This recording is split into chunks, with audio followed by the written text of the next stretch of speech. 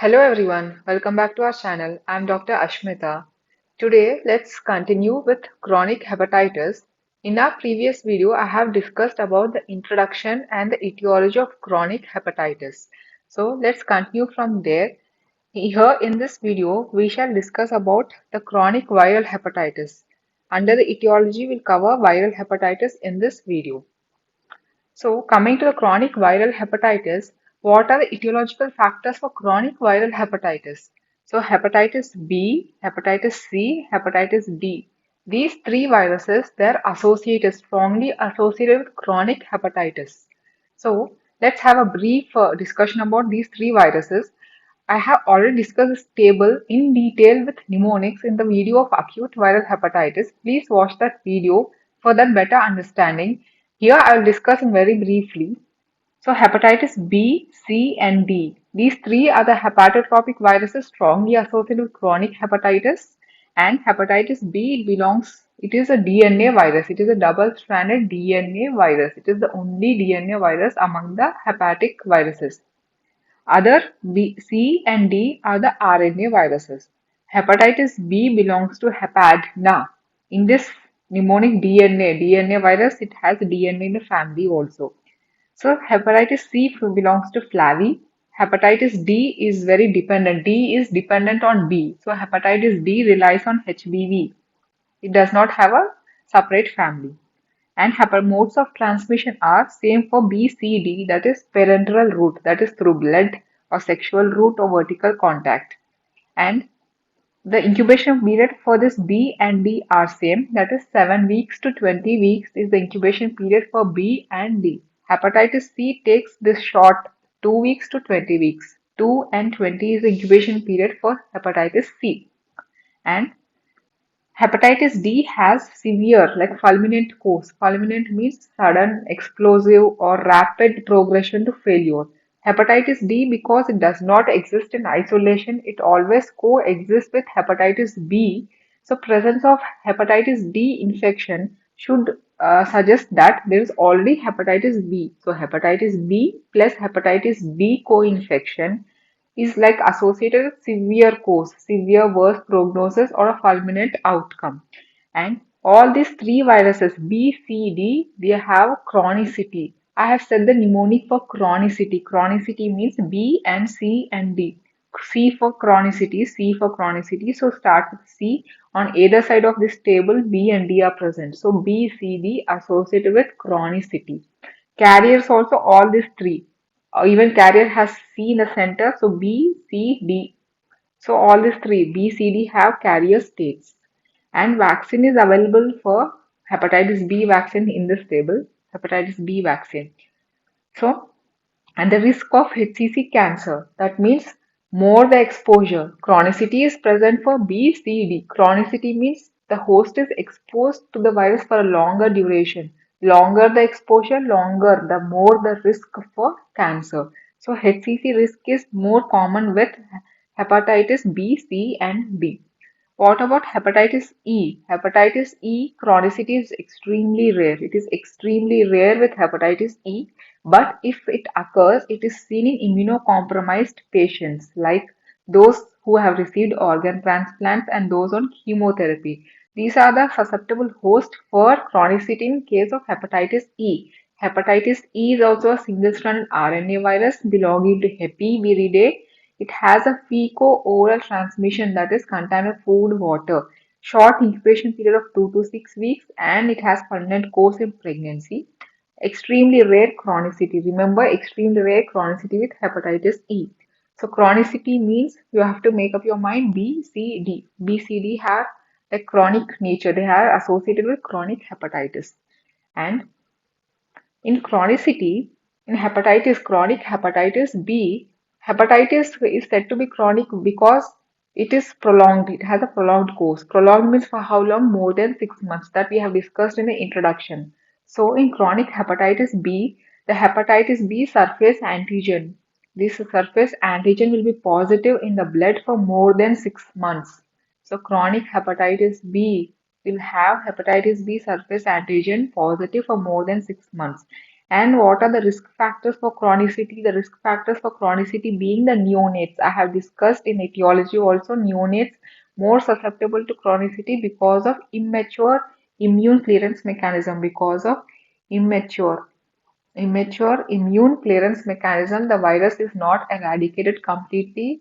They stay for a prolonged duration. So chronicity is more common in neonates. 90% of neonates affected with chronicity. Children under 5 years, 50% of them will be prone for chronicity. Adults less than 5% will be prone for chronicity in hepatitis B. And also other factors like immunosuppression and co-infection with hepatitis D virus, HDV or HIV. These co-infections also add to this risk factor for chronicity in hepatitis B. Whereas when you see that hepatitis C virus in chronic hepatitis C, the HCV RNA will be positive for more than 6 months. HCV RNA will be positive for more than 6 months, therefore chronic hepatitis C. And the risk factors for this chronicity in hepatitis C is males because males will lack estrogen. Estrogen is anti-inflammatory, so males lack this anti-inflammatory effect. Therefore, and also androgens will add to more oxidative stress. So they are more prone for chronic hepatitis C. And also co-infection with HIV is an additional factor for chronicity. Whereas on HDV, hepatitis D dependent on B, so HDV infection on chronic HBV will cause a super infection, double infection, super infection. So most of these patients, 90% of them will progress to chronic hepatitis. Because of super infection, most of them will progress to chronic hepatitis. Coming to the pathogenesis of chronic viral hepatitis, the pathogenesis of chronic viral hepatitis is same as acute viral hepatitis because the entry of this virus, the hepatocyte infection. Firstly, the virus has to entry of virus and the spread of virus. The hepatocyte infection, how it reaches the liver, how it infects. After infection, how it responds, the immune response, the host immune response to that infection, both innate and adaptive. And after that, how that infected hepatocell damage occurs, and because of that inflammation, further it may regenerate or further progress to failure, and the outcome will be the same for both acute and viral hepatitis. Both acute and viral hepatitis will have the same pathogenesis. Only thing is that in acute viral hepatitis, the duration is less than 6 months. Within 6 months, the infection will be cleared. If it is not cleared and it stays for long duration more than 6 months, it will become chronic. Therefore, the pathogenesis is same that I have discussed in detail in acute viral hepatitis video. Please go back to that video and please watch it for a clear understanding. In this video, I'll be telling this pathogenesis very briefly. So, how this mechanism of injury occurs for hepatitis B or D. First, immune-mediated hepatocyte destruction occurs. So, here, this is an hepatocyte. This is an hepatocyte. All these hepatocytes will have specific receptors. This I am telling in very briefly. This was they are dealt very in detail in the previous video of acute viral hepatitis. In brief, I am telling all these hepatocytes they harbor specific receptors for each of this virus. For A, there's a specific receptor. For B, there's a specific receptor. For C, there's other specific receptors. Through these specific receptors, these viruses will gain entry. These viruses will gain entry inside the cell will gain entry inside the cell. After entering into the cell, the viral genome will come out. It will get uncoated. All the capsid or the capsule will get uncoated. Only genome will replicate inside the cytoplasm. For hepatitis B nucleus, it replicates inside the nucleus. So when these viral nucleic acids are replicated, these will be identified by pattern recognition receptors. They are identified by certain pattern recognition receptors present on the organelle cell membranes. So macrophages and the pattern recognition receptors recognize these viral nucleic acids and they will trigger the release of cytokines or chemokines like interferon alpha, beta, TNF, tumor necrosis factor alpha, and interleukins 1 and 6. All these cytokines will activate the natural killer cells. The natural killer cells are the immune cells. So these natural killer cells will directly attack these infected hepatocytes. natural killer cells get activated because of the cytokines. They'll directly come and kill the infected hepatocyte. This is the first immune response. This is an innate response of the host before the adaptive response develops. After this innate response, later adaptive response develops. Adaptive response has both cell-mediated and humoral. Humoral means antibody response. Cell-mediated immune response is given by CD4 cells and CD8 cells. Firstly, this infected hepatocyte, it will express viral peptides on its MHC class 1 molecule. So MHC class 1 molecule will be attached to this viral peptides. And these MHC class 1 molecules will be identified by CD8 cells. CD8 cells present in the circulation like the vascular sinusoids.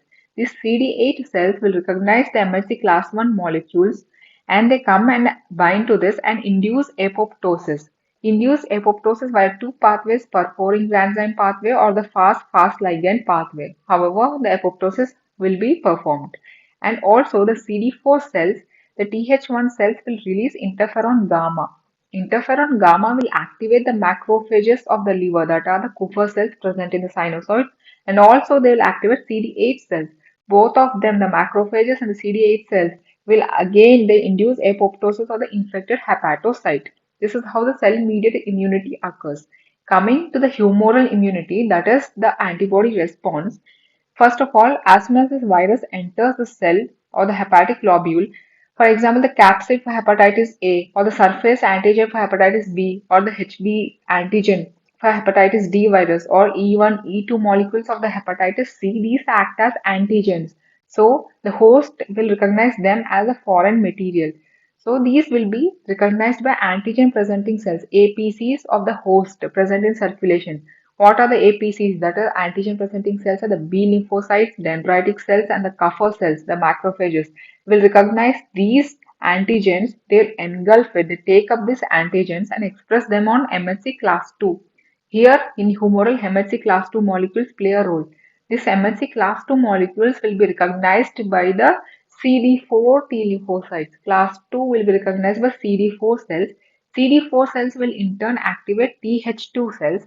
Th2 cells will secrete interleukins, interleukin 4, 5, 6. What does this interleukin do? They'll activate the B cells, the B lymphocytes of the circulation. The B lymphocytes will undergo class switching. Class switching means the normal function of this B cells is to produce immunoglobulins. Immunoglobulins, that are the antibodies. Immunoglobulins are nothing but the antibodies. First response is the IgM. First response is IgM antibody. IgM will be produced. Over a few weeks, this class switching, because of class switching, the IgM, because of genetic rearrangement, IgG will be produced, or IgA or IgE will be produced for better opsonization. G means better opsonization. A means for better mucosal defense mechanisms. IgA has a role in allergy. This class switching mechanism I have discussed in detail in acute viral hepatitis. Because of immunoglobulin gene, there's a certain gene rearrangements occur. Because of that, IgM will become IgG or IgA or IgE over a time of few weeks. And these are nothing but the antibodies. All these immunoglobulins are nothing but the antibodies. So they have this response, antibody response. Early response will be given by this pentamer IgM. So in acute hepatitis, the IgM markers will be present in the blood. Whereas in chronic, that is later response we are seeing, because of class switching after few weeks, IgG will be dominant in the blood. So all the immunoglobulin G types will be present in the blood test. For example, in hepatitis A, anti-HAV immunoglobulin G, and for hepatitis B, anti-HBs, anti-hepatitis B surface immunoglobulin, which is predominantly immunoglobulin G, and for E, it is also again G. These are predominantly present in the blood in chronic hepatitis, and they offer a lifelong immunity. That means they act as neutralizing antibodies. They stay for lifetime. They act as neutralizing antibodies means whenever reinfection occurs, whenever the re-entry of virus occurs, these antibodies, they have memory. They recognize these viral proteins like the surface antigen for B. For hepatitis C, the E2 molecules will be recognized by these antibodies. They will bind to this molecules and they block the reinfection. They block the reinfection. They do not allow the virus to enter back again into the hepatocyte. This is how these antibodies will play a role and offering lifelong immunity. So this is how this hepatocyte destruction occurs. Later, if it is not removed properly or because of chronic destruction, there will be chronic inflammation. If it persists, this offending agent persisting for longer duration, it will result in chronic inflammation. So chronic inflammation means because of chronic inflammation, there is persistent T cell activation. The longer the offending agent present, the longer the chronic inflammation, the persistence of these T cells, the T lymphocytes, CD4 T lymphocytes or the CD8 T lymphocytes, they will be persistently activated for long duration. They'll release cytokines like interferons. Interferon, tumor necrosis factor, alpha interleukins will be released and they'll recruit lymphocytes and plasma cells. So the cytokines cause recruitment of lymphocytes, plasma cells from where? From the blood. So if you consider this as a hepatic lobule, here is the portal tract containing this hepatic artery, portal vein and the bile duct. So what stays in this hepatic artery and the portal vein? Blood. From here the lymphocytes and plasma cells will be recruited towards the hepatic lobule, towards the site of infection. Therefore the lymphoplasmacytic infiltrate will be seen in and around this portal tract that will result in portal and periportal inflammation. This is the reason for that portal periportal inflammation. And there will be fibrosis. In chronic cases, their fibrosis is because of Kupffer cells. Kupffer cells are these macrophages of the liver. Kupffer cells and stellate cells present in the space of disease between the hepatic plate and this vascular sinusoid. Space of disease present in the space of disease. Stellate cells or the ito cells are present under the special conditions like chronic inflammation. They act as myofibroblast. They act as myofibroblast. They release TGF beta, that is transforming growth factor beta, that will lay down this collagen, that will deposit collagen that is responsible for bridging necrosis that we are going to see in the morphology. So this is about the fibrosis seen in chronic hepatitis. And carcinogenesis, there's a risk of carcinogenesis with prolonged stay of this infection. And mostly it is seen with hepatitis B virus. Hepatitis B DNA will integrate into the hepatocyte genome. The HBV DNA will integrate into this hepatocyte or the host genome and they'll activate oncogenes. Oncogenes means tumor promoting genes like c-MYC gene and they cause inactivation of tumor suppressor genes like the guardian of genome P53. The guardian of the genome will get inactivated. So oncogene c-MYC will get activated, P53 will get inactivated. That will result in cancer, the hepatocellular cancer. So this is how carcinogenesis is promoted by the HBV DNA. So this is about the pathogenesis of chronic viral hepatitis. This I have said in brief. For in detail explanation, please go to the acute viral hepatitis. In our next video, we shall discuss about the morphology of chronic viral hepatitis. If you like this video, please like, share and subscribe. Thank you.